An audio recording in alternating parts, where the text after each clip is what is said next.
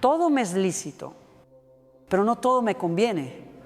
Todo me es lícito, pero no todo edifica. 1 Corintios 1:0-2:3. Hay preguntas que parecen simples, pero esconden un mundo de emociones, decisiones y heridas. Una de ellas es: ¿está mal beber si Jesús bebió vino? Muchos la hacen con curiosidad. Otros con el deseo de justificar algo en su vida. Y algunos con el anhelo sincero de entender qué quiere Dios de ellos. No se trata de juzgar una copa de vino, sino de mirar el corazón que la sostiene. Jesús no vino a prohibir, vino a libertar, pero también nos enseñó que la verdadera libertad se mide por el amor, no por la cantidad de opciones que tenemos. En las bodas de Caná, el maestro transformó el agua en vino. Sí, pero no fue para abrir un bar en Galilea, sino para mostrar que Él convierte lo ordinario en sagrado, lo vacío en plenitud, lo temporal en eterno.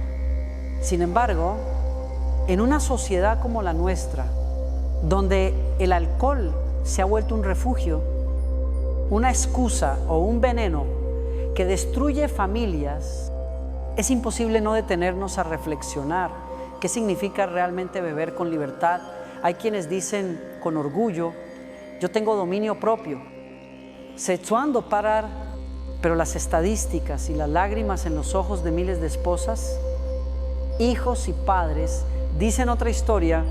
Según la Organización Mundial de la Salud, el alcohol causa millones de muertes cada año, y detrás de cada cifra hay un hogar que ya no ríe como antes, un corazón que no sabe perdonar o una promesa que se rompió en una noche de exceso. No se trata de demonizar una bebida, sino de recordar que hay algo más profundo, una batalla espiritual, emocional y social que se libra cada día en torno a la copa. Jesús bebió vino, pero también nos enseñó a negarnos a nosotros mismos, a tomar nuestra cruz, a renunciar a lo que nos puede robar la vida. El Evangelio nunca fue una invitación al libertinaje, sino una llamada a la sabiduría. Y la sabiduría no dice no bebas, dice pregunta antes de hacerlo. Esto glorifica a Dios, esto edifica a alguien, esto hiere a otro. En México es común escuchar solo una copita para celebrar, pero muchas veces esa copita se vuelve la puerta a una cadena de hábitos que esclavizan. En muchas familias, la historia del alcohol no comienza con pecado, sino con costumbre. No empieza con rebeldía, sino con ingenuidad. Ipsilon, poco a poco, la costumbre se vuelve dependencia, y la dependencia, destrucción.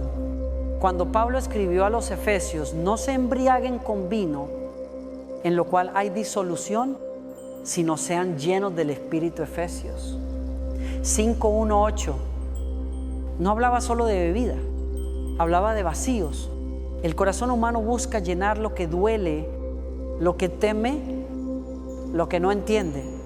Y muchos, en lugar de buscar al Consolador, buscan consuelo en un trago. El problema no está en la botella, está en el alma. Hay quienes beben para olvidar, otros para sentirse valientes, otros para no sentirse solos. Pero detrás de todo eso hay una sed que solo Dios puede saciar.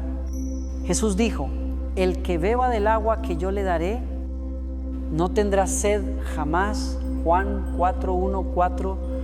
Esa es la verdadera bebida de vida.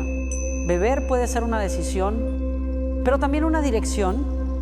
Cada trago te lleva a algún lugar, hacia la presencia de Dios o lejos de ella, hacia la paz o hacia la culpa. Lo importante no es el líquido, es el propósito. No se trata de legalismo ni de reglas, se trata de amor. El amor a Dios que nos hace discernir, el amor al prójimo que nos hace cuidar, el amor a nosotros mismos que nos enseña a decir no cuando todos dicen sí. Hay jóvenes que dicen: no quiero ser religioso, quiero ser libre. Pero la verdadera libertad no está en hacer todo lo que quiero, sino en tener el poder de no hacerlo. La madurez espiritual no se demuestra con valentía para probar, sino con sabiduría para abstenerse Beber con responsabilidad no es solo cuestión de control, es cuestión de conciencia, y la conciencia cristiana se moldea con la palabra, no con las tendencias del mundo. En los días de Jesús, el vino era parte de la mesa, pero nunca el centro de ella. Hoy, para muchos, el vino es la excusa, el escape, el disfraz. Hemos convertido lo que debía unir en algo que divide, pero Dios sigue invitando a una mesa diferente, la de su presencia, donde no hay resaca, sino descanso, donde no hay vacío, sino plenitud, donde no hay olvido, sino memoria de su fidelidad. Tal vez no todos deban renunciar al vino, pero todos estamos llamados a renunciar a aquello que nos domina. Algunos lo hacen por salud, otros por testimonio, otros por convicción, pero cada decisión tomada con amor se vuelve un acto de adoración. Si hoy sientes que esta pregunta te incomoda, no es condenación, es el Espíritu Santo llamándote a examinar tu corazón. ¿Qué llena tu copa? ¿Qué te impulsa a beber? ¿Es celebración o es huida? ¿Es libertad o es esclavitud disfrazada de placer? Recuerda, no todo lo permitido edifica. Decide dónde pones tus pensamientos. Gasta tu energía en confiar. Vive un día a la vez. Y antes de levantar una copa, levanta tu mirada, porque el vino puede alegrar el corazón del hombre, pero solo Dios puede sanar el alma del hombre. Hoy, escribe 3 cosas que tal vez has usado para llenar tu vacío y preséntalas a Dios. Dile con sinceridad: Señor, llena tú mi copa con tu espíritu y no permitas que nada más tome tu lugar. Oración: Señor, hoy no te entrego una botella, te entrego mi corazón. Enséñame a disfrutar la vida con sabiduría, a elegir lo que edifica y a celebrar con pureza el gozo que solo tú puedes dar. Amén. Pero mira que esta libertad vuestra no venga a ser tropezadero para los débiles. 1 Corintios 8:9. Vivimos en tiempos donde la palabra libertad suena como un canto poderoso, casi sagrado. En las redes sociales se repite: haz lo que te haga feliz. Solo se vive una vez. Y sé, es cierto que Dios nos creó libres, pero la libertad sin amor se convierte en egoísmo. Y el egoísmo sin límites puede convertirse en destrucción. Cuando Pablo escribió esas palabras a los corintios, no lo hizo para quitarles el placer de disfrutar, sino para enseñarles el arte de cuidar. Les recordó que en la comunidad de fe, cada acción tiene eco. Un paso mío puede levantar o hacer caer a otro. En la vida cristiana, no solo se trata de lo que yo puedo hacer, sino de lo que mi ejemplo puede provocar. Hay quienes dicen: yo no tengo problema con beber. Y quizás es verdad, pero ¿qué pasa cuando alguien que te admira, que lucha contra una adicción, te ve levantar la copa? Tal vez para ti no signifique nada, pero para esa persona puede ser el inicio de su caída. El amor maduro entiende eso. No se pregunta qué tengo derecho a hacer, sino a quién puedo cuidar. Recuerdo a un joven llamado Arturo, un muchacho apasionado por Dios que venía de un pasado oscuro.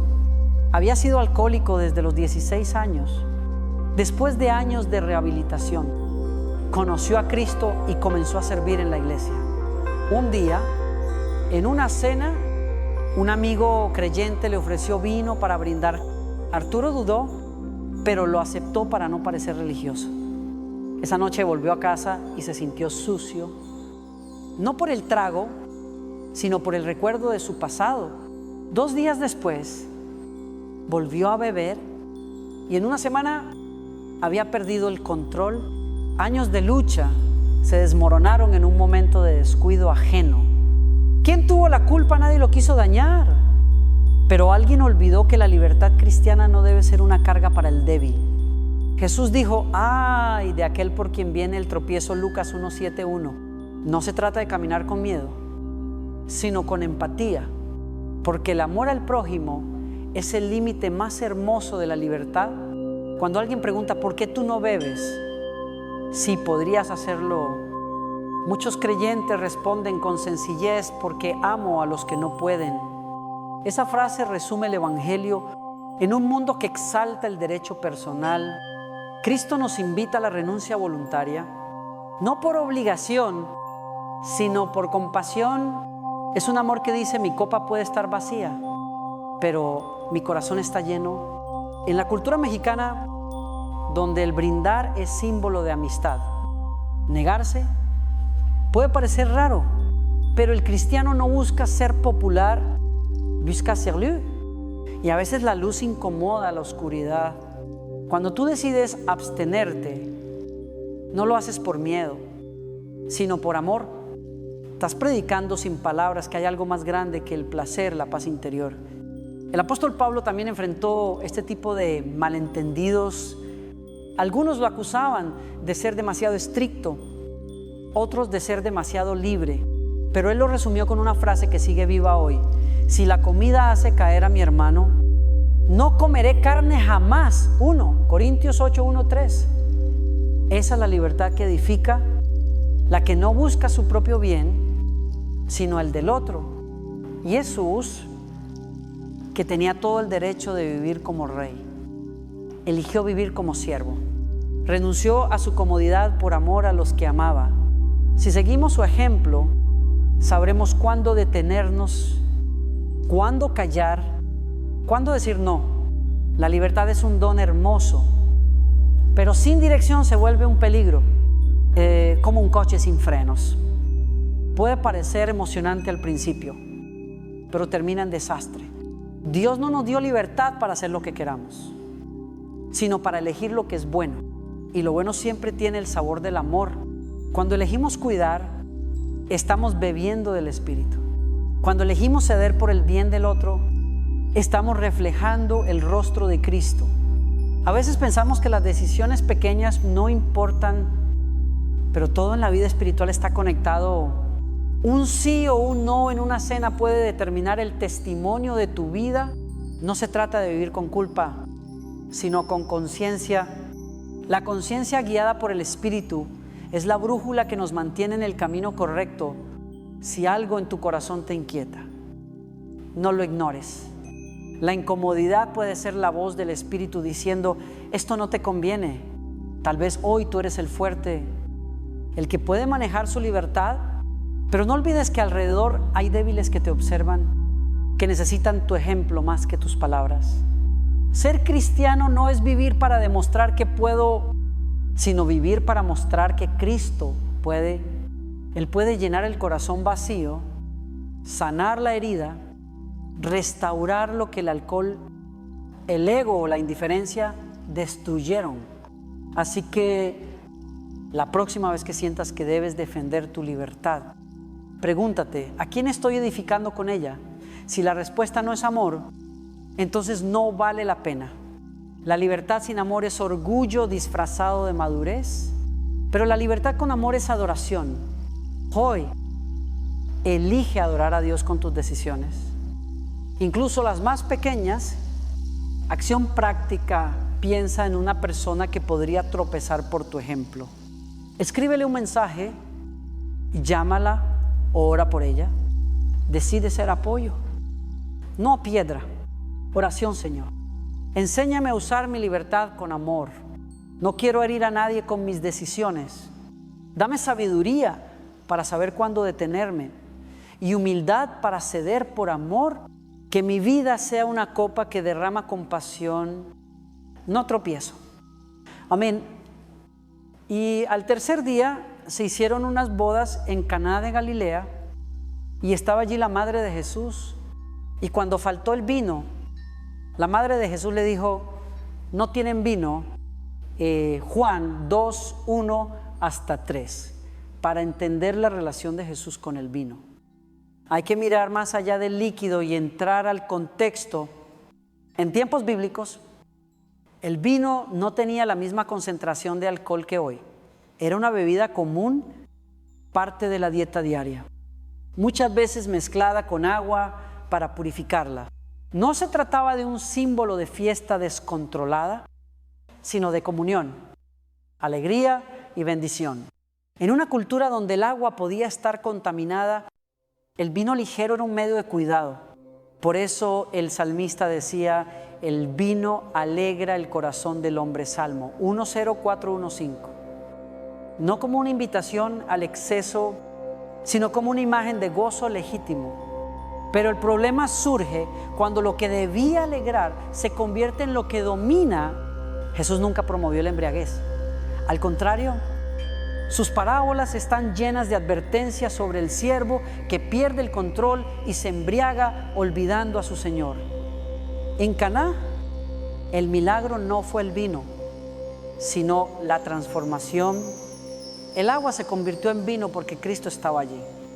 Y cuando Cristo está presente, todo cobra sentido, incluso una copa común. El verdadero milagro no fue llenar tinajas, sino llenar corazones. A veces usamos la excusa de ese pasaje para justificar conductas, pero el milagro de Caná no fue una licencia para beber, fue una invitación a creer. En la cultura hebrea, el vino simbolizaba pacto, celebración, alegría compartida. Sin embargo, la misma Escritura muestra cómo ese símbolo se pervertía cuando el hombre lo usaba sin control. ¿Lo ve?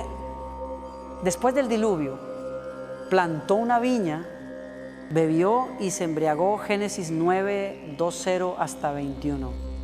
Y su desnudez trajo vergüenza. Lot, después de perderlo todo, se embriagó y cometió errores terribles. Cada vez que el vino tomó el lugar de la razón, el resultado fue dolor. Dios no prohíbe el vino, pero advierte del poder que tiene cuando el corazón lo pone por encima de él. Jesús bebió vino, sí, pero también fue llamado glotón y bebedor por sus enemigos. Mateo 1:1-1:9. Lo acusaron de lo que no era porque su presencia rompía moldes.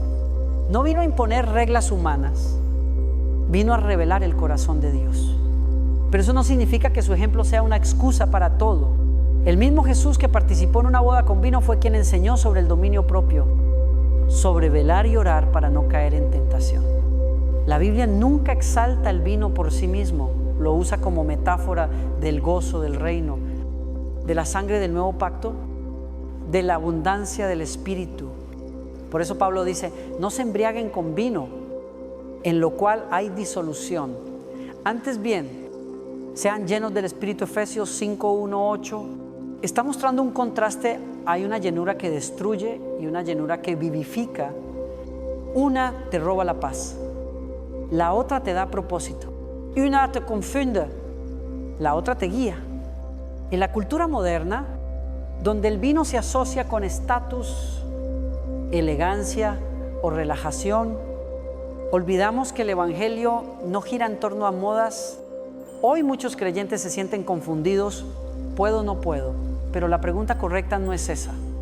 La pregunta es, ¿esto me acerca o me aleja de Cristo Jesús? No vino a darnos listas de lo permitido, vino a darnos discernimiento. El Espíritu Santo es el mejor consejero. Él conoce tus debilidades, tu historia, tus heridas.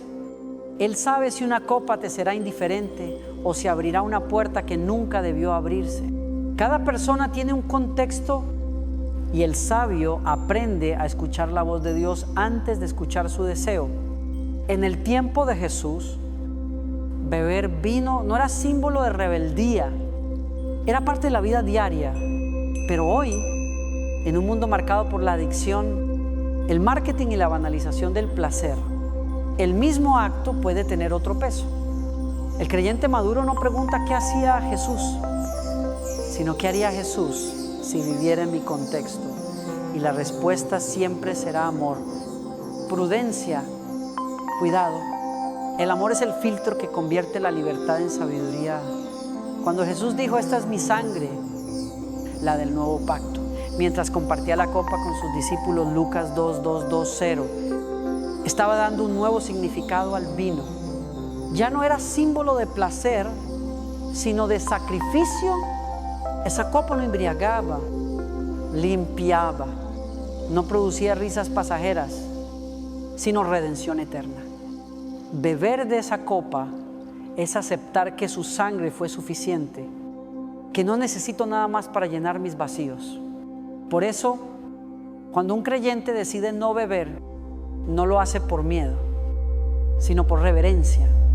Y cuando otro decide hacerlo con moderación, debe hacerlo con conciencia y gratitud. Lo que Dios mira no es la copa, sino el corazón. Él busca obediencia, no apariencia. En la era de Jesús, el vino acompañaba las comidas. En la nuestra, acompaña las heridas. Por eso, cada uno debe preguntarse con honestidad: ¿qué representa el vino en mi vida?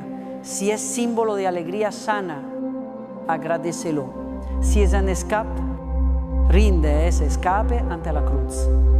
Jesús nunca condenó a quien bebía, pero sí ofreció algo mejor: una llenura que no se agota, una alegría que no se rompe al amanecer. El Espíritu Santo sigue siendo el mejor sustituto de cualquier copa. Él calma, consuela, da fuerza, inspira. El problema del vino no es químico, es espiritual. Cuando sustituye al Consolador, se convierte en ídolo. Y aquí está la sabiduría del reino. No todo lo antiguo debe copiarse, sino comprenderse. Si Jesús bebió vino, fue en un contexto de pureza y propósito. En cambio, nosotros estamos llamados a vivir en un contexto de discernimiento y testimonio. No se trata de imitar costumbres, sino de reflejar su carácter.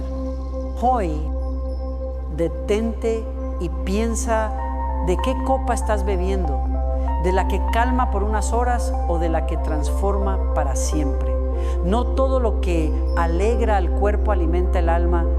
Decide llenar tu vida con aquello que edifica. Decide beber del amor de Cristo, no del olvido del mundo. Señor, gracias, porque me enseñas a mirar más allá de lo superficial. No quiero justificar lo que no me conviene, quiero aprender a discernir. Enséñame a disfrutar con pureza, a elegir con sabiduría y a vivir con gratitud. Que mi corazón sea una copa donde solo tu presencia se derrame. Amén. El vino es escarnecedor, la bebida fuerte alborotadora, y cualquiera que por ellos yerra no es sabio. Proverbios 2:01. No hay forma más clara de decirlo. La Biblia no condena la existencia del vino, pero sí advierte una y otra vez sobre el peligro del exceso.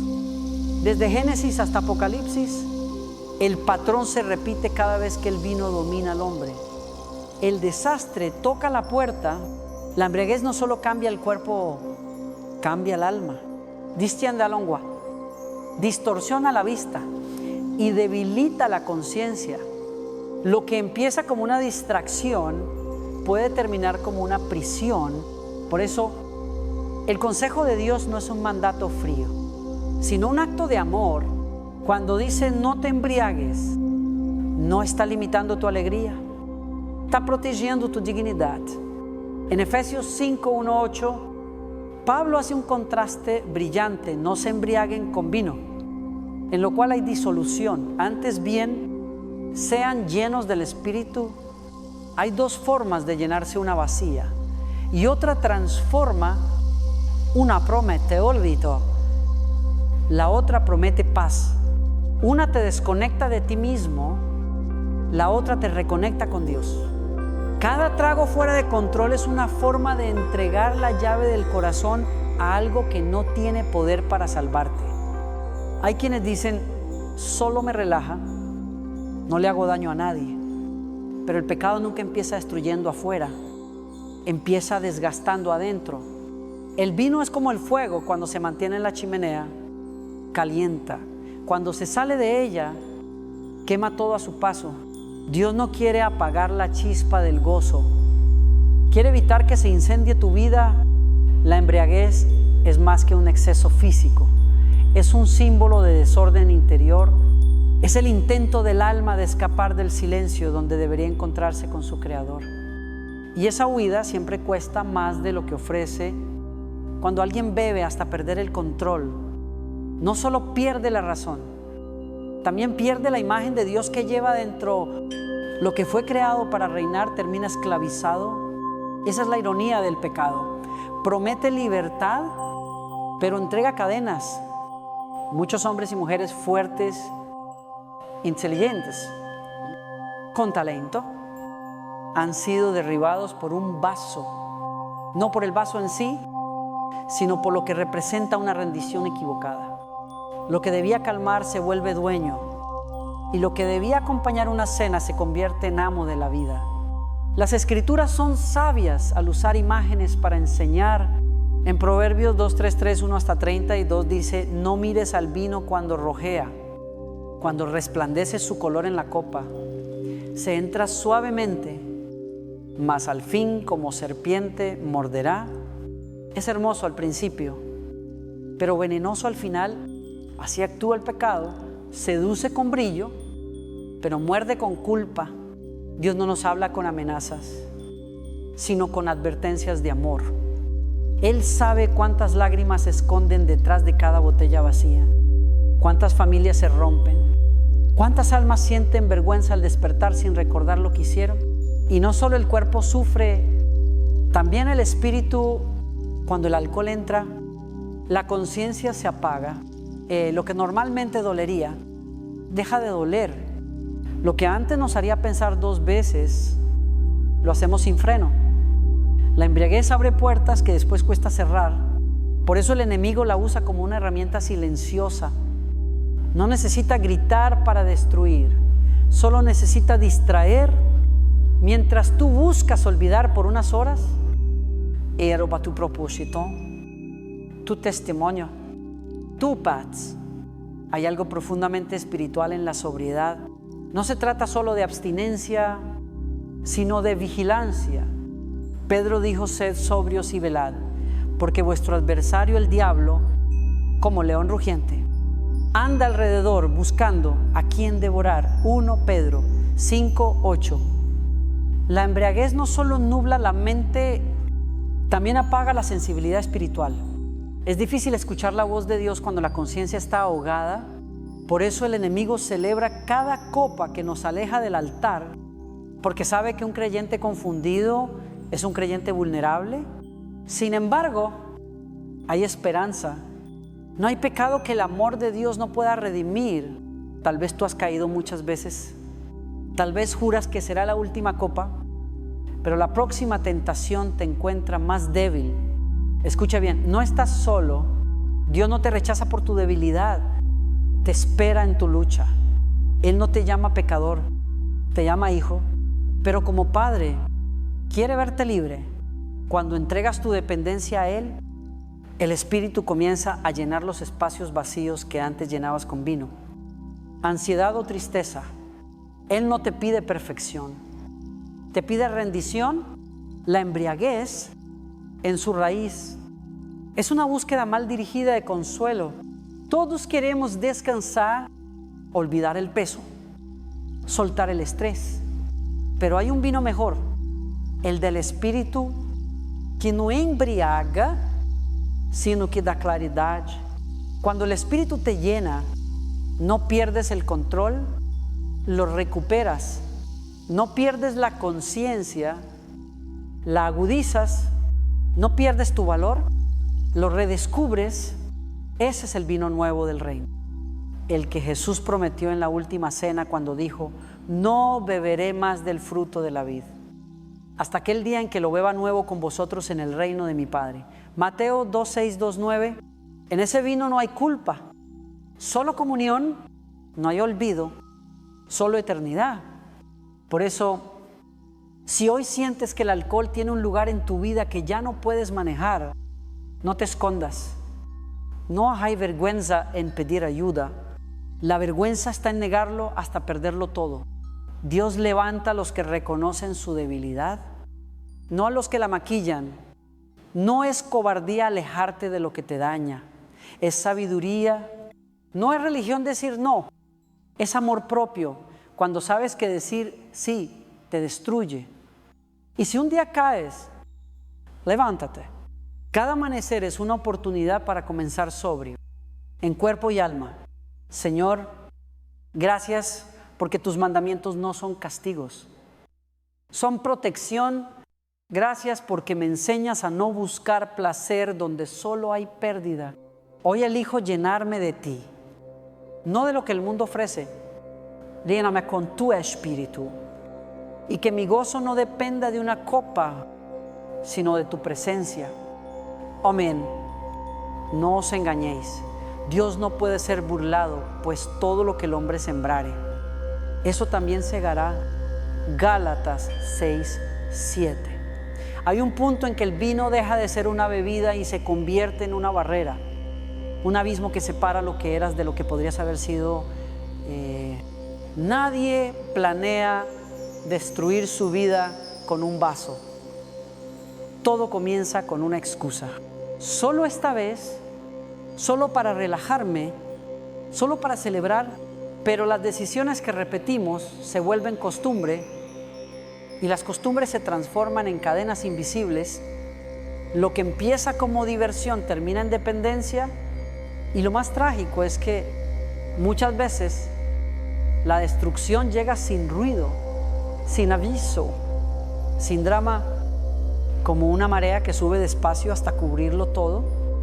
El exceso no es solo una cantidad, es una actitud del corazón. Es la incapacidad de decir basta cuando algo dentro de ti ya gritaba que era suficiente. Es ese momento en que el placer se vuelve necesidad, y la necesidad es esclavitud.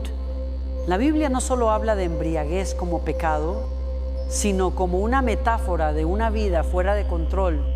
Isaías 2:8-7 dice: también estos se erraron con el vino y con las sidras se entontecieron. Es un retrato del alma humana buscando satisfacción en lo que no puede llenar. El exceso no empieza en la botella, empieza en el vacío interior. El problema no es lo que tomas, sino lo que te falta. A México, la cultura de la fiesta es profunda. El tequila, la cerveza o el vino son parte de la identidad social, de los cumpleaños, de los triunfos, de los duelos, pero lo que debería unir muchas veces termina separando. Hay familias que no se hablan por lo que alguien dijo en una noche de copas. Hay matrimonios rotos por una adicción que empezó como una costumbre. Según la Organización Mundial de la Salud, OMS, el consumo excesivo de alcohol causa más de 3 millones de muertes al año. Y en América Latina, 1 de cada 4 familias ha sufrido las consecuencias de un consumo problemático. Detrás de esas cifras hay rostros, lágrimas y promesas rotas. Fuente Organización Mundial de la Salud, WHO Int. 2024. Recuerdo el testimonio de una mujer llamada Adriana. Era madre de 2 hijos, esposa de un hombre que trabajaba duro, pero que cada viernes se perdía en el alcohol. Solo una noche. Amor, decía él, pero esa noche se repetía hasta volverse rutina. El domingo llegaba con flores y culpa. Los niños crecieron con miedo al sonido de la puerta abriéndose tarde. Un día, Adriana decidió irse, no por falta de amor, sino porque el amor ya no podía competir con el alcohol. Años después, él buscó ayuda, conoció a Cristo y testificó: entre lágrimas perdí todo lo que amaba por una copa que no podía soltar. Esa historia no es única, es la historia de miles que quisieron controlar lo que terminó controlándolos. El exceso destruye silenciosamente porque seduce con placer inmediato. El cerebro libera dopamina, el cuerpo se relaja y por unos minutos todo parece estar bien. Pero cuando pasa el efecto, vuelve la culpa, la ansiedad, el vacío, y para taparlo, la mente pide más. Es un ciclo cruel. La psicología moderna lo llama refuerzo negativo. Repetimos lo que nos da alivio momentáneo, aunque sepamos que nos hace daño. Por eso el alcohol no es solo un problema físico, es espiritual y emocional. El alma busca paz y el cuerpo le ofrece anestesia, pero la anestesia no cura, solo adormece. Dios nos creó para disfrutar, no para depender. El gozo del Espíritu Santo no necesita catalizadores químicos. Cuando el apóstol Pablo habló de los frutos del Espíritu, Gálatas 5:2, mencionó el dominio propio. Ese fruto es una promesa. Sí puedes decir no, sí puedes detenerte, sí puedes cambiar, pero no con fuerza humana, sino con poder divino. La adicción te dice, no puedes vivir sin esto, pero el Espíritu te susurra, tú naciste para más que esto. El exceso también roba propósito. Hay personas que tienen dones extraordinarios, pero los desperdician en el humo de la confusión. Músicos que ya no tocan, padres que ya no juegan con sus hijos, líderes que perdieron su credibilidad. El enemigo no siempre destruye de golpe, a veces lo hace lentamente, gota a gota, trago a trago.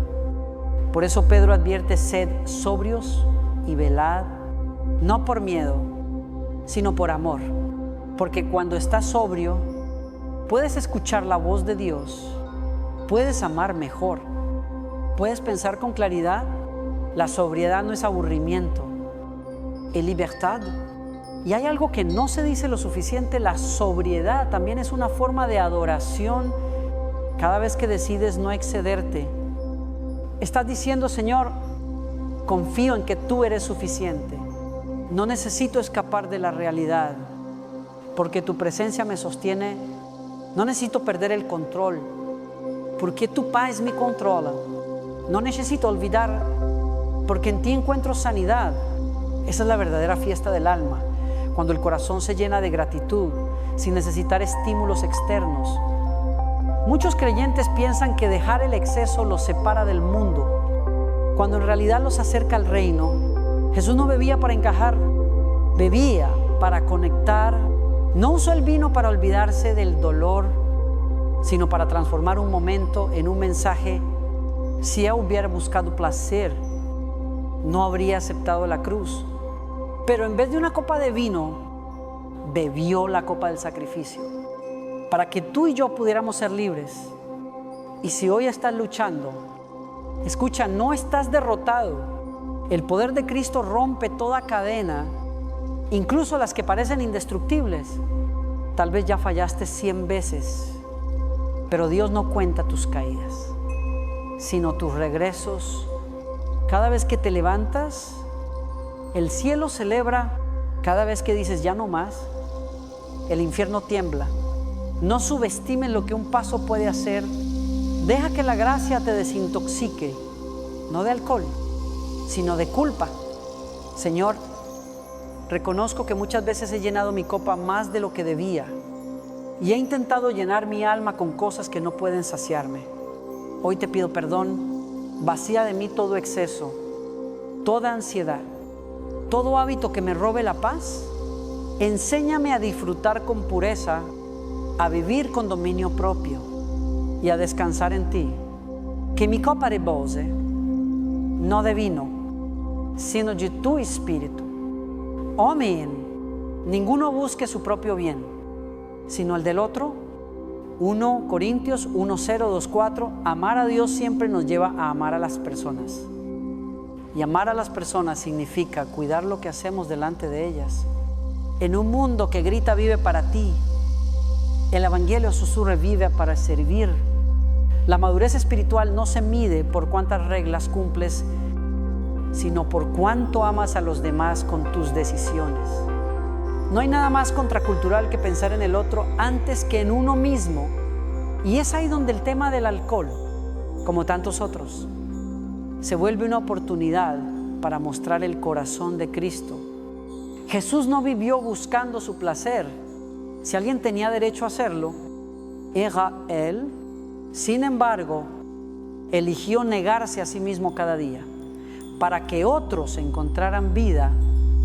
Esa es la esencia del amor verdadero, renunciar a lo que quiero por el bien de quien amo. No se trata de legalismo, se trata de sensibilidad. cada decisión tuya puede sanar o herir, fortalecer o debilitar, levantar o hacer tropezar.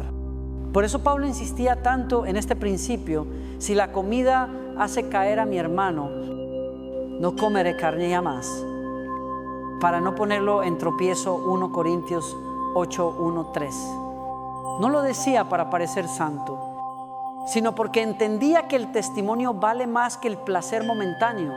Imagina esto: estás en una cena con amigos, algunos creyentes, otros no, sirven vino, todos levantan la copa.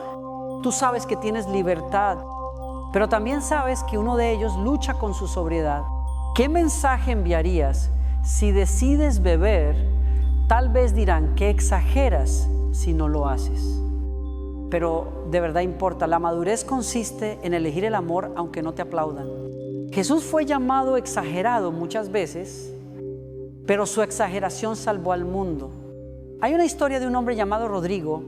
Era líder en su iglesia, respetado, buen padre, buen esposo. Un día, durante una reunión social, tomó una copa por cortesía. No era su costumbre, pero pensó que no pasaba nada. Entre risas y charlas, alguien lo fotografió con la copa en la mano y subió la imagen a las redes. A los pocos días, un joven recién convertido, que había dejado el alcohol hacía poco, le escribió un mensaje: pastor, si usted toma, yo también puedo. A la semana, ese joven cayó de nuevo en la bebida. Cuando Rodrigo lo supo, lloró como nunca. No fue su intención, pero su libertad se convirtió en tropiezo. Desde ese día decidió algo: no beberé jamás. No por mí, sino por amor. Eso es lo que el amor hace. Nos enseña que lo que para mí es opcional, para otro puede ser una herida abierta. Que lo que para mí es placer, para otro puede ser tentación. Que lo que para mí es una elección, para otro puede ser una cadena. Amar no siempre es fácil, porque el amor verdadero siempre cuesta algo. Pero cada vez que eliges el amor sobre el ego, el cielo sonríe. En tiempos modernos, el discurso de la libertad individual se ha vuelto el Dios del siglo XXI. Se nos dice que el límite es solo nuestra comodidad, pero el reino de Dios no se rige por comodidad, sino por compasión. Jesús cambió la historia de la humanidad, no buscando su bienestar, sino el nuestro. Si queremos seguir sus pasos, tenemos que aprender a decir: mi libertad termina donde empieza la herida del otro. La Biblia no dice haz lo que quieras, dice haz todo para la gloria de Dios. 1 Corintios 1:3:1. Y glorificar a Dios no es solo cantar, es considerar cómo mis decisiones afectan a otros, cómo mis actos reflejan a Cristo. Cada vez que eliges cuidar, estás predicando el evangelio sin palabras. Estás diciendo: Dios te ama tanto que yo prefiero renunciar antes que lastimarte. Ese es el poder del testimonio. Hay quienes creen que la fe es solo entre Dios y yo, pero el cristianismo es una historia de comunidad. Jesús oró: Padre, que sean uno, así como tú y yo somos uno. La unidad no se logra con discursos, sino con sacrificios. Cuando tú decides amar a tu prójimo antes que a tu placer, estás construyendo unidad. Estás diciendo al mundo que el amor vale más que la indulgencia, que el reino vale más que la imagen, que la compasión vale más que la costumbre. Tal vez digas: yo no tengo problema con el vino. Perfecto. Pero pregúntate: ¿alguien cerca de mí sí lo tiene? ¿Podría mi ejemplo ser para esa persona una puerta abierta o una señal de peligro? Amar al prójimo es estar dispuesto a renunciar a lo permitido para proteger lo precioso. Jesús dijo: nadie tiene mayor amor que este, que uno ponga su vida por sus amigos. Juan 1:5, 1:3. A veces poner la vida no significa morir, sino dejar algo que amas por alguien que lo necesita. Y aquí hay algo hermoso: cada vez que cedes por amor, Dios te recompensa con algo mayor. Tal vez no lo veas de inmediato, Pero en el silencio del cielo, Él toma nota, la obediencia nunca pasa desapercibida.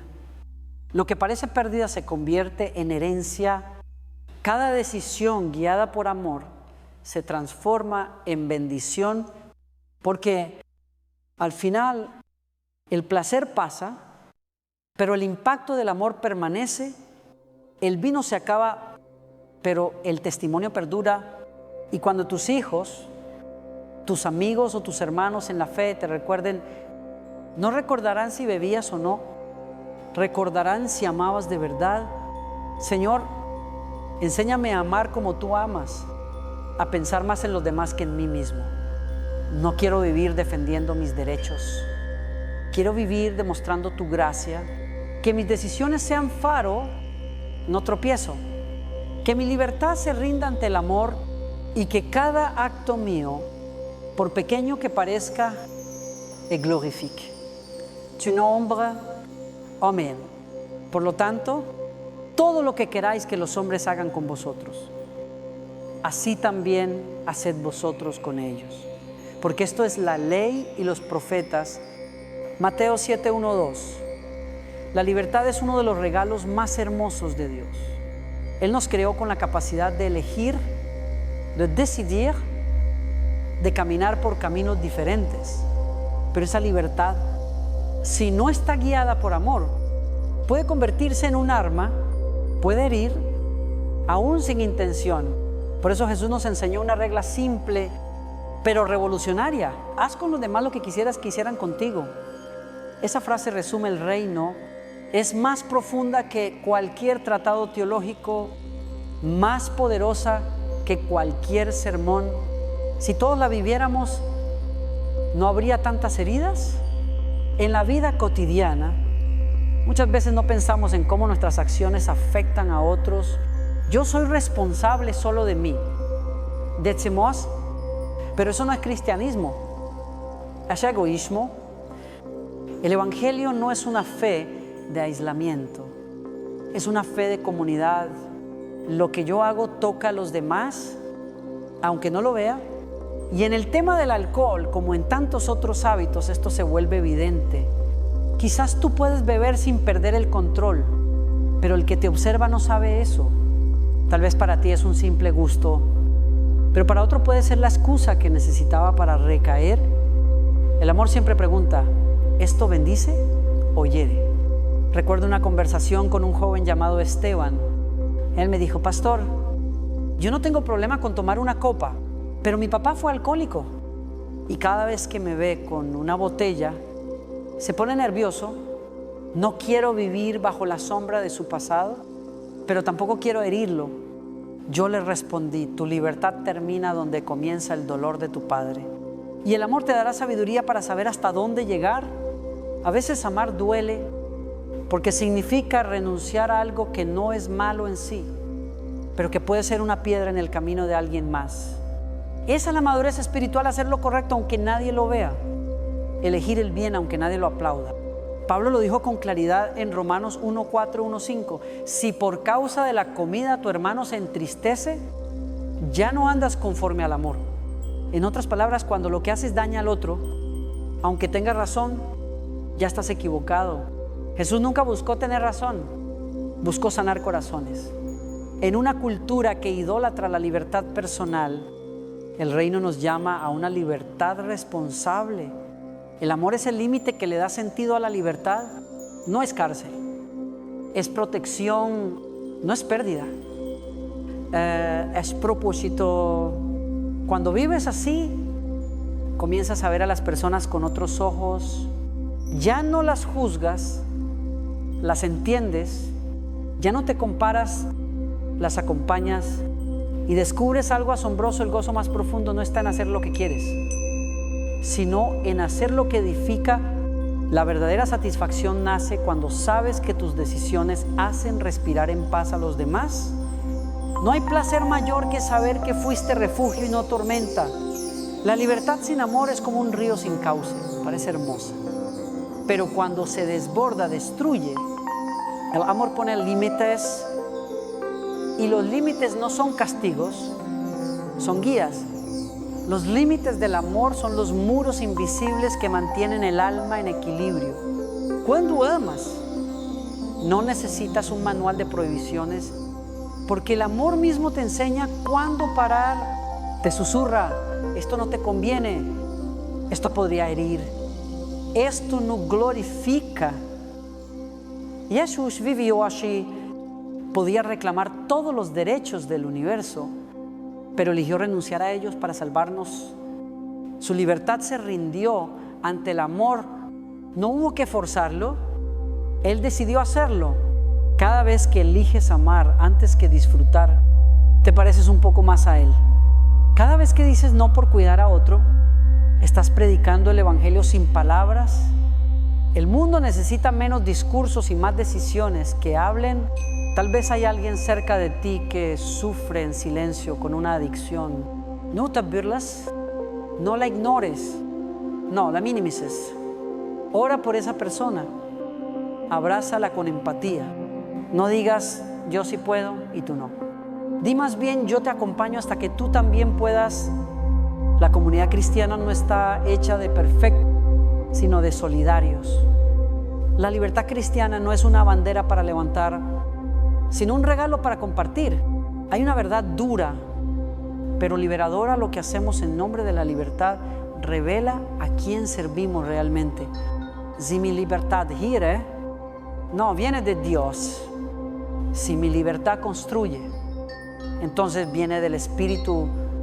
Pablo escribió: ustedes fueron llamados a libertad, pero no usen la libertad como ocasión para la carne. Más bien, sírvanse por amor los unos a los otros. Gálatas 5:1-3, servirse por amor es el secreto de una vida plena. Y si alguien te dice que eres demasiado radical, sonríe. El amor siempre parece exagerado para los que viven sin él, pero el amor es la única exageración que Dios aplaude. No necesitas defender tu decisión de amar, porque el fruto hablará por ti. Cuando renuncias a lo que podría hacer tropezar a otro, estás construyendo puentes invisibles que llevarán a muchos a Cristo. Tu libertad no se pierde cuando la entregas por amor, se multiplica, porque cada acto de compasión abre más espacio para la presencia de Dios. La vida cristiana no se trata de cuántas cosas puedo hacer, sino de cuántas puedo entregar. Y el milagro es que cada entrega te hace más libre. Señor, enséñame a usar mi libertad con sabiduría. No quiero hacer lo que quiero, sino lo que edifica. Dame sensibilidad para reconocer el dolor ajeno y valentía para actuar con amor. Que mis decisiones sean reflejo de tu corazón y que mi libertad siempre tenga el límite hermoso de la compasión. Amén. El principio de la sabiduría es el temor del Señor. Buen entendimiento tienen todos los que practican sus mandamientos. Salmo 1:1:1:10. Vivimos en una era donde las decisiones se toman rápido, casi sin pensar. La velocidad con la que cambia el mundo nos empuja a actuar por impulso, a responder según la emoción del momento. Y eso incluye también cómo usamos nuestra libertad. En una cultura saturada de opciones, donde todo se celebra como derecho, ser sabio se ha vuelto un acto de rebeldía. No porque la sabiduría sea antigua, sino porque requiere algo que pocos quieren practicar: escuchar a Dios antes de actuar.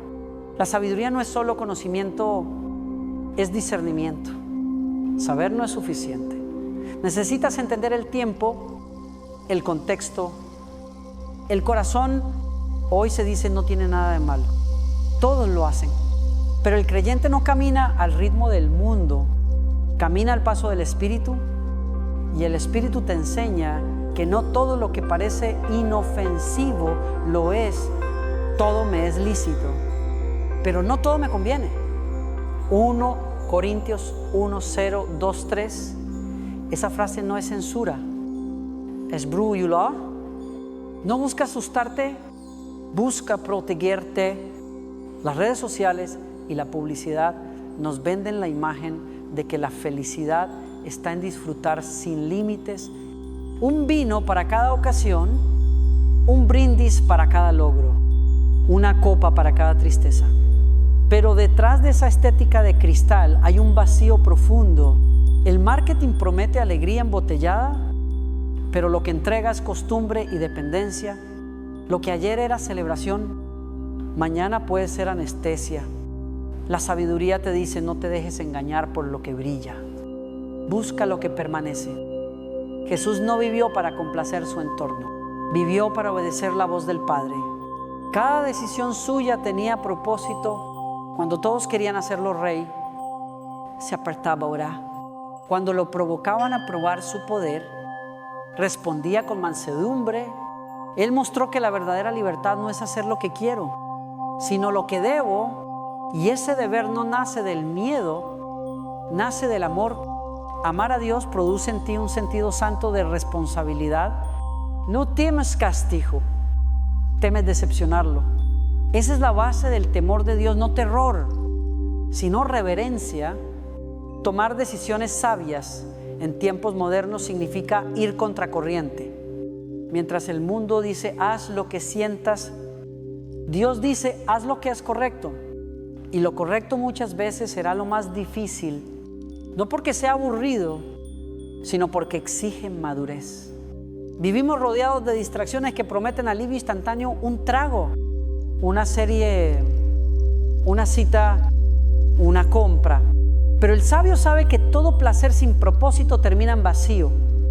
La sabiduría consiste en elegir lo que edifica, aunque duela, aunque cueste, aunque nadie lo entienda. Hay una historia en la Biblia que ilustra esto con claridad. Daniel, un joven hebreo en Babilonia, fue ofrecido con vino y manjares del rey. Para cualquiera habría sido un honor, pero Daniel decidió no contaminarse. Daniel 1:8. No porque el vino fuera malo, sino porque su corazón ya estaba lleno. Él no necesitaba lo que venía del palacio, porque conocía el banquete del cielo. Esa es la sabiduría que necesitamos hoy: no aceptar lo que todos llaman normal, si puede alejarnos del propósito de Dios. La sabiduría también se manifiesta en los detalles. No se trata solo de grandes decisiones. A veces lo sabio es no subir esa foto, no responder ese mensaje, no asistir a esa reunión donde sabes que tu paz estará en riesgo. Ser sabio es prever antes de lamentar.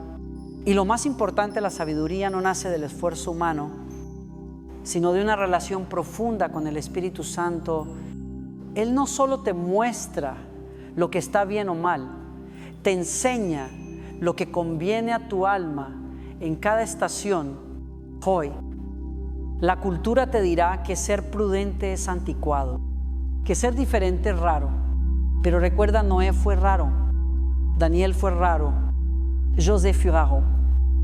Y cada uno de ellos fue instrumento de salvación. Ser sabio no te hará popular, pero te mantendrá firme cuando todo se derrumbe. Y cuando otros busquen consuelo en lo pasajero, tú podrás ofrecerles lo eterno. Si alguna vez te preguntan por qué no haces lo que todos hacen, no te defiendas, sonríe y responde: porque no quiero perder lo que el mundo no puede darme. Esa es la respuesta del corazón sabio. No desprecias los placeres, los ordenas, no rechazas la alegría, la purificas. La sabiduría te enseña a disfrutar sin depender, a gozar sin ceder, a tener sin ser poseído. Y si ya tomaste decisiones imprudentes, si alguna vez el exceso te ganó o el impulso te arrastró, no te castigues. Cada error puede ser una escuela si lo entregas a Dios. La sabiduría no se mide por no caer, sino por aprender a levantarte diferente.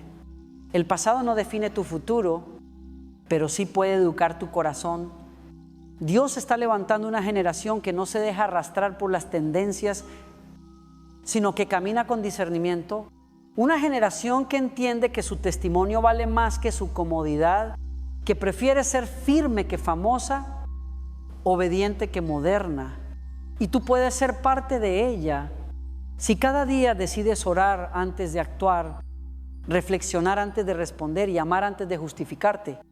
¿Ya estás caminando en sabiduría? El mundo necesita más creyentes sensatos, no perfectos. Gente que no solo predique con palabras, sino con coherencia. Que su sí sea sí y su no, no. Que sepan cuándo levantar la copa y cuándo bajarla. No por miedo, sino por convicción. Porque la sabiduría no se impone, se vive. Señor, dame un corazón sabio para decidir en medio de este mundo ruidoso. Que no me guíen las modas ni las opiniones, sino tu voz. Líbrame de lo que brilla sin verdad y enséñame a buscar lo que permanece. Que cada decisión mía refleje tu amor. Que mi libertad sea gobernada por tu espíritu. Amén. Engañoso es el corazón más que todas las cosas y perverso. ¿Quién lo conocerá? Jeremías 1:7-9. La mayoría de las batallas que libramos no comienzan afuera, sino adentro. El problema no está en la botella, está en el corazón que la busca. No se trata solo de alcohol, sino de todo aquello que promete llenar un vacío, que solo Dios puede ocupar. El deseo, cuando no se somete a la voluntad de Dios, se convierte en un tirano. Puede vestirse de necesidad, de alivio o de placer, pero siempre termina cobrando caro lo que parecía gratuito. El corazón humano tiene una sed antigua, una sed de eternidad, y cuando no encuentra el manantial correcto, bebe de cualquier charco. La adicción, sea al vino, al poder o a la aprobación, nace del mismo lugar de un alma herida que busca consuelo. Los psicólogos modernos han explicado que detrás de cada conducta compulsiva hay un dolor no resuelto. El cerebro busca dopamina, el alma busca descanso, pero ningún químico, ninguna experiencia, ninguna copa puede reemplazar la paz que solo Cristo ofrece. En palabras del neurocientífico Andrew Huberman, 2023, la adicción no es un problema de placer, sino de dolor. Es el intento del cerebro de escapar de su propio sufrimiento. Fuente hubermanlab.com. Esa es exactamente la verdad espiritual que Jesús reveló cuando dijo: venid a mí todos los que estáis trabajados y cargados, y yo os haré descansar. Mateo 1:1-2-8. Cuando alguien bebe más de lo que necesita, no busca emborracharse, busca olvidar un rechazo, una pérdida, una traición, una sensación de vacío que nadie parece entender. El enemigo lo sabe y ofrece falsos refugios, falsos consuelos, pero lo que empieza como alivio se convierte en cárcel. Por eso, antes de juzgar al que cae, debemos comprender su dolor. Jesús nunca condenó al quebrantado, lo abrazó. Él sabía que el pecado no era solo desobediencia, era una herida buscando anestesia. El deseo, cuando se desenfoca, toma formas distintas. Algunos lo esconden en trabajo excesivo, otros en relaciones sin compromiso, otros en vicios que destruyen lentamente, pero la raíz es la misma, una necesidad no saciada de amor. El alma humana sin Dios se vuelve un barril sin fondo. Puedes llenarlo de dinero, de experiencias, de fino, de reconocimiento, y seguirá sonando vacío, porque solo la presencia de Dios puede ocupar ese espacio que Él mismo diseñó para sí. Romanos 1:2 dice: transformaos por medio de la renovación de vuestro entendimiento. El cambio verdadero no ocurre forzando la conducta, sino sanando la raíz. No basta con dejar de beber, hay que aprender a beber del manantial correcto. No basta con decir ya no lo haré, hay que decir ahora lo entrego. La adicción es el resultado de un deseo que se salió de su propósito, y el Espíritu Santo es el único capaz de reordenar el deseo humano. Él no apaga tus pasiones, las redirige. No te pide que dejes de sentir, te enseña a sentir de manera santa. Muchos creyentes luchan en secreto porque creen que tener deseos intensos los hace menos espirituales. Pero el problema no es sentir, el problema es no saber hacia dónde dirigir ese sentir.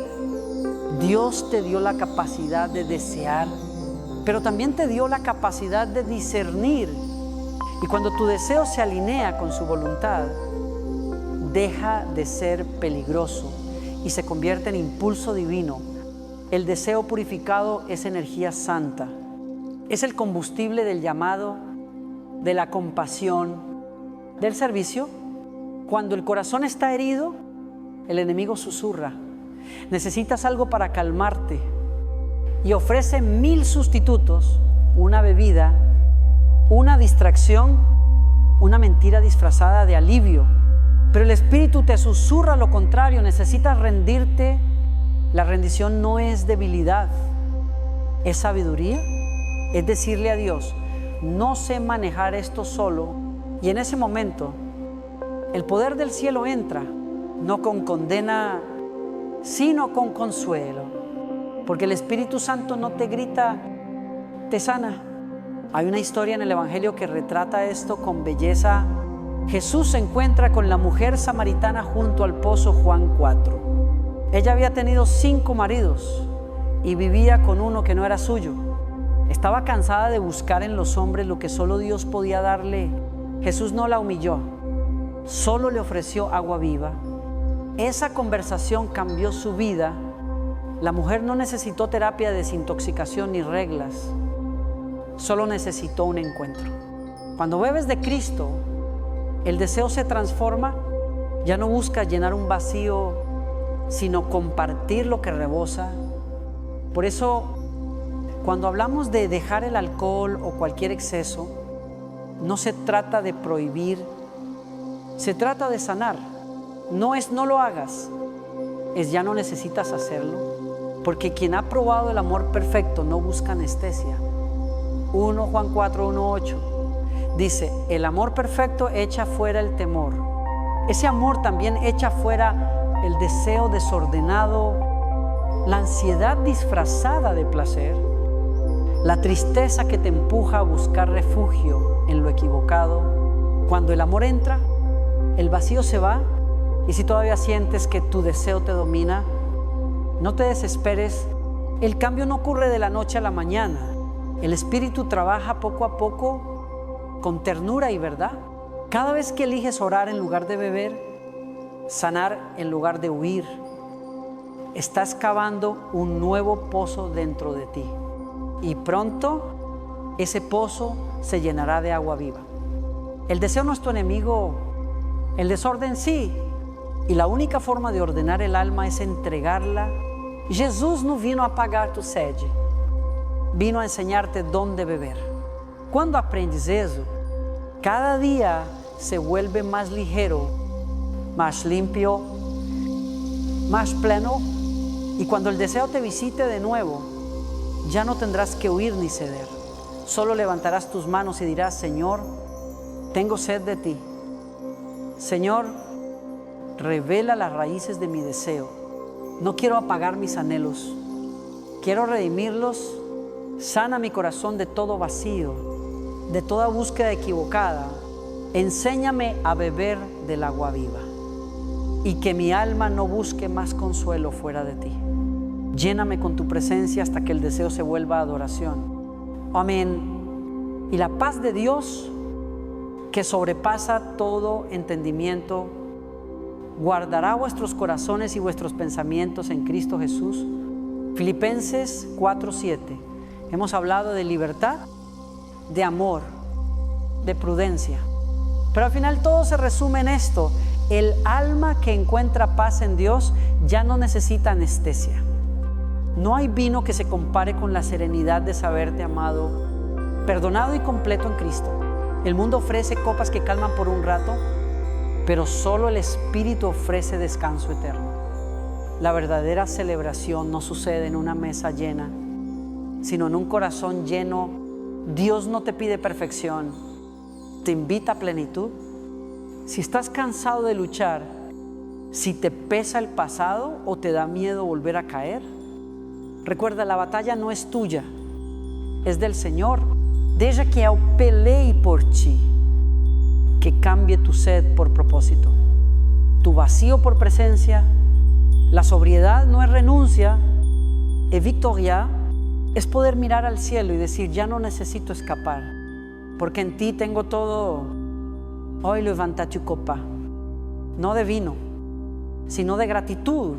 Brinda por el milagro de estar en proceso, por la gracia que no te suelta, por la libertad que crece cada día. Vive un día a la vez.